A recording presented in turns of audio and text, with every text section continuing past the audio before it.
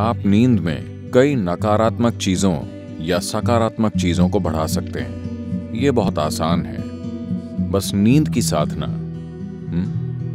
तो एक अलार्म से अचानक जागना जीवन जीने का सबसे अच्छा तरीका नहीं है।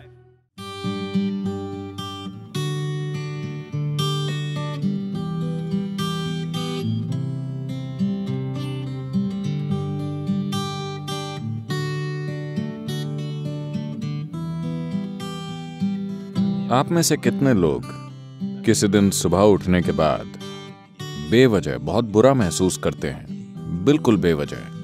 अगर साल में कम से कम 2-3 बार भी ऐसा हो रहा है, अगर ऐसा है तो आपको सोने से पहले कुछ चीजें करनी चाहिए।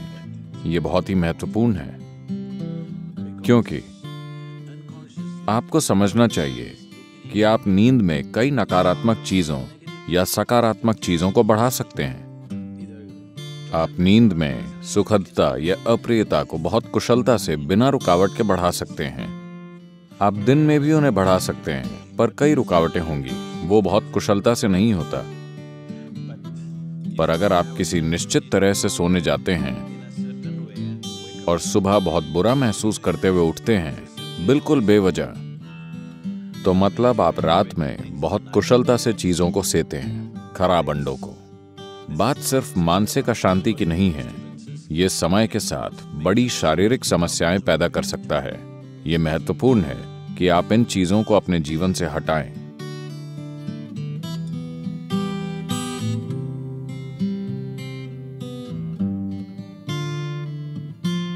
तो रात को सोने से पहले आपको कुछ चीजों का ध्यान रखना चाहिए।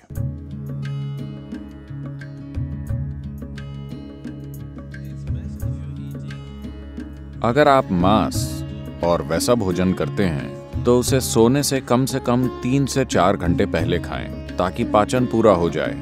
सोने से पहले थोड़ा पानी पीकर सोने जाएं। आप देखेंगे कि इसी से वो ठीक हो जाएगा।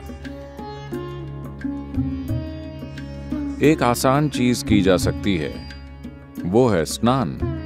हमेशा सोने से पहले नहाएं, इससे काफी फर्क पड़ता है। इस मौसम में ठंडे पानी से नहाना मुश्किल हो सकता है, तो आप गुनगुने पानी से नहाएं।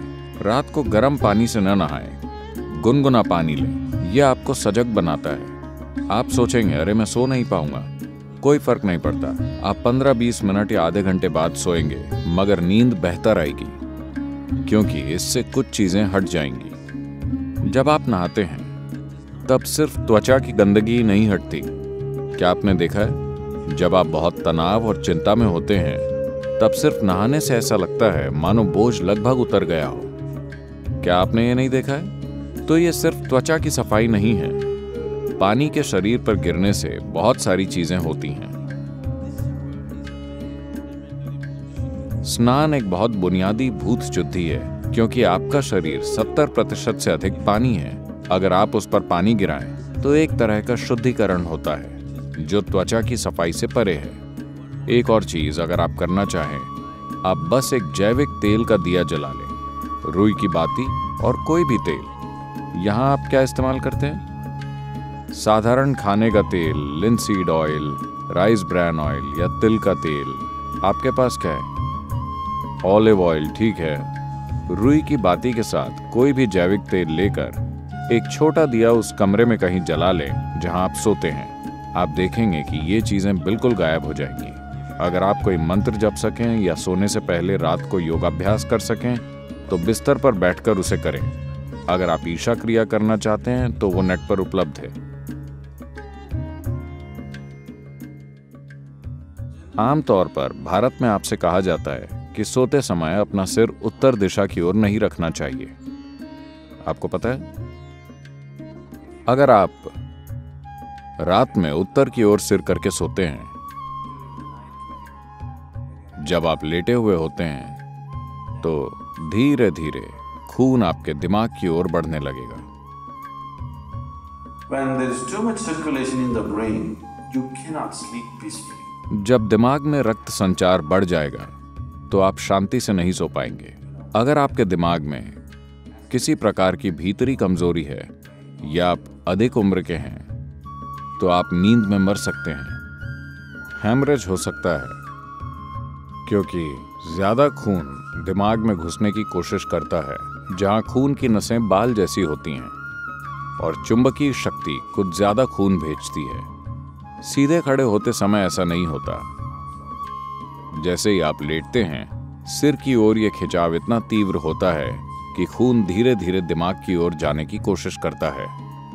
तो इससे बचने के लिए, यह सिर्फ उत्तरी गोलार्ध के लिए है। अगर आप ऑस्ट्रेलिया जाएं तो आपको सिर दक्षिण की ओर नहीं करना चाहिए। अगर आप भारत में हैं तो आपको सिर उत्तर की ओर नहीं रखना चाहिए।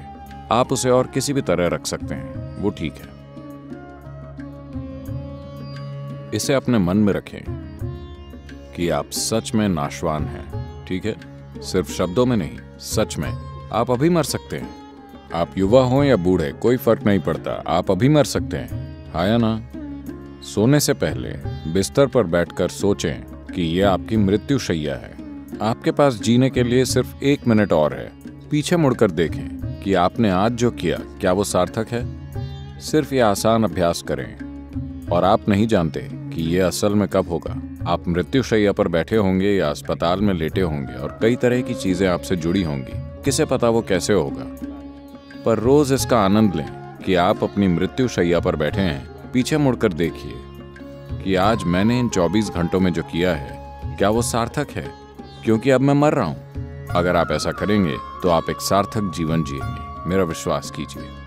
तो रोज रात को सोने से पहले आप सभी को ऐसा करना चाहिए।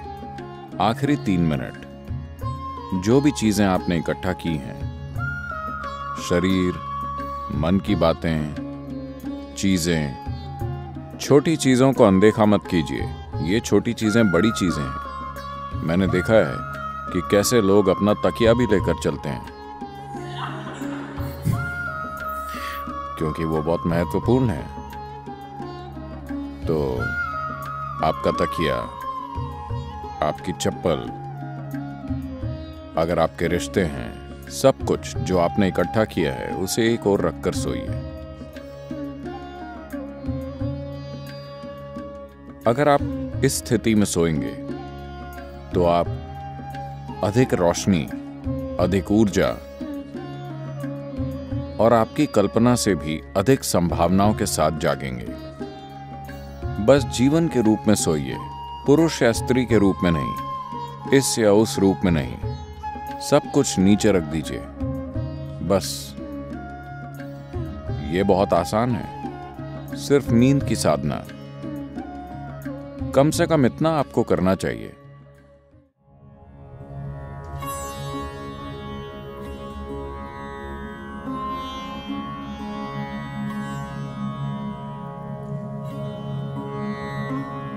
तो आप जैसी ध्वनियों में जागते हैं, वो कई रूपों में आपके दिन की प्रकृति और आपके जीवन का भविष्य तय करेंगी। तो एक अलार्म से अचानक जागना जीवन जीने का सबसे अच्छा तरीका नहीं है। अच्छा होगा कि अगर आपकी नींद, जिस तरह का भोजन आप करते हैं और जिस तरह के विचार और भावनाएं अपने अंदर रखते हैं, और आपने अपने शरीर में जीवंतता का जो स्तर बनाए रखा है, उससे तय होगा कि आपको कितनी नींद की जरूरत है। मान लीजिए आपको 8 या 12 घंटे की नींद की जरूरत है। मैंने गलत संख्या बोल दी। आपको जितनी भी नींद चाहिए, आप अपनी जरूरत जानते हैं। So you go to bed early enough. तो पर्याप्त जल्दी सोने चले जाएं ताकि आप अपने आप जाग सकें। अगर आप खुद जागते हैं और मान लीजिए आपको संदेह है कि आप जाग पाएंगे या नहीं, तो अगर आपके पास कोई मंत्र है, अगर आप किसी वैराग्य मंत्र से जुड़ गए हैं, तो आप उसका इस्तेमाल कर सकते हैं। शारीरिक रूप से आपका एक महत्वपूर्ण पहलू है आपका हृदय, जो आपके रक्त संचार के लिए पंपिंग स्टेशन है, जो शरीर में जीवन भरता है। ये ना हो तो कुछ नहीं होगा। ये बाईं तरफ से शुरू होता है। तो आपको पता है, भारत में आपसे कहा जाता है कि आप जब जागें तो आपको दाहिनी तरफ करवट लेकर उठना चाहिए। बताया है, अगर आप बाईं तरफ करवट लेकर उठेंगे तो आपके साथ खराब चीजें होंगी। खराब चीजें उस तरह नहीं, जब आप आराम की स्थिति में होते हैं, जब शरीर आराम में होता है, तो मेटाबॉलिक क्रिया धीमी होती है। जब आप उठते हैं तो सक्रियता में एक उछाल आता है। इसीलिए भारत में कहा जाता है, देखिए ये चीजें जीवन का हिस्सा थीं, इन्हें आप छोड़ रहे हैं। जीवन का पूरा विज्ञान जीवन का हिस्सा था। आपसे कहा गया कि सुबह जागने से पहले अपनी हथेलियां आपस में रगड़कर ऐसे देखना चाहिए। Not see like this. You must place it upon your eyes. देखना नहीं, आपको उसे अपनी आंखों पर रखना चाहिए। आप ऐसा कीजिए, आपको भगवान दिखेंगे। ये भगवान देखने के बारे में नहीं है। अगर आप इन दोनों को साथ रगड़ेंगे तो सभी नसों के सिरे, आपके हाथों में ढेर सारी नसों के सिरे होते हैं। अगर आप ऐसा करते हैं तो शरीर तुरंत जाग जाता है। अगर आपको नींद आ रही है तो ऐसा करके देखिए, सब कुछ जागृत हो जाता है। तो सुबह शरीर को हिलाने से पहले आप उसे जगाइए और फिर इसे अपनी आंखों पर रखिए। तुरंत आपकी आंखों और आपकी इंद्रियों के दूसरे पहलुओं से जुड़ी नसें जागृत हो जाएंगी। शरीर के हिलने से पहले शरीर और दिमाग को जागृत होना चाहिए। इसके पीछे यही मकसद है, समझे? तो आप ऐसा कीजिए और फिर अपनी दाहिनी ओर करवट लेकर उठिए। आज अगर हम सब सोते हैं तो दुनिया में कल सुबह लगभग 2.5 लाख लोग नहीं जागेंगे प्राकृतिक मृत्यु के कारण। मान लीजिए आप कल सुबह जागे, आपकी गारंटी है? क्या आप गारंटी कार्ड के साथ आए? कोई गारंटी कार्ड नहीं। तो मान लीजिए आप जाग जाते हैं।